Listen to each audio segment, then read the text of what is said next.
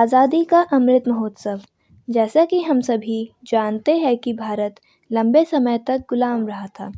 East India company की स्थापना के बाद धीरे धीरे भारत अंग्रेज़ों के अधीन होता गया और अगले 50 साल में भारत के सभी राजाओं ने अंग्रेज़ों की अधीनता स्वीकार कर ली और भारत में अंग्रेज़ी शासन स्थापित हो गया।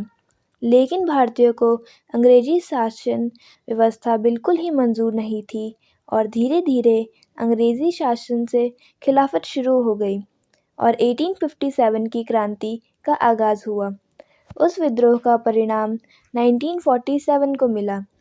इसी बीच कई स्वतंत्रता सेनानियों को अपनी आहुति देनी पड़ी। भारतीय क्रांतिकारियों को क्रूर अंग्रेज़ों की अनेकों कठोर यातनाएं सहन करनी पड़ी। अनेकों आंदोलन चलाए गए। शक्तिशाली अंग्रेज़ों ने कुछ आंदोलन को सफल होने नहीं दिया और अल्प अवधि में समाप्त कर दिए गए। अंत में महात्मा गांधी ने भारत छोड़ो आंदोलन का आगाज़ किया और फिर 15 अगस्त 1947 के दिन आज़ादी का सूरज उदय हुआ। उस दिन से आज तक 15 अगस्त को आज़ादी का उत्सव मनाकर उन सभी वीर शहीदों का स्मरण किया जाता रहा है। मगर केंद्र सरकार ने साल 2021 में 75वें आज़ादी के उत्सव पर आज़ादी का अमृत महोत्सव की शुरुआत की है, जो लगातार 2023 तक चलेगा।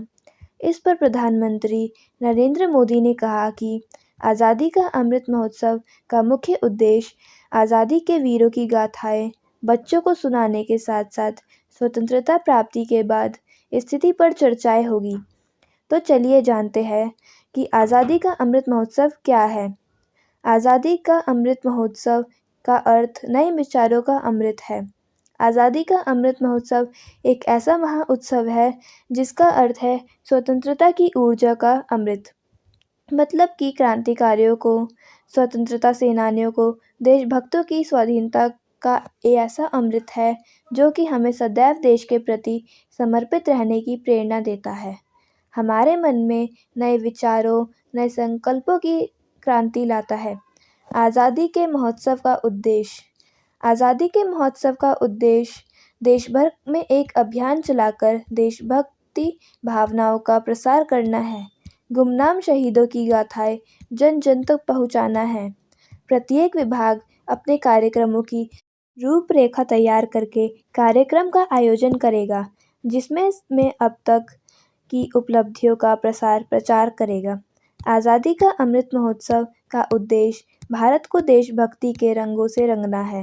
इस अभियान के तहत स्कूलों में कार्यालयों के कार्यक्रम जैसे खेल, गीत, सांस्कृतिक कार्यक्रम, पोस्टर, बैनर के माध्यम देशभक्ति भावनाओं का प्रचारित करना है। धन्यवाद।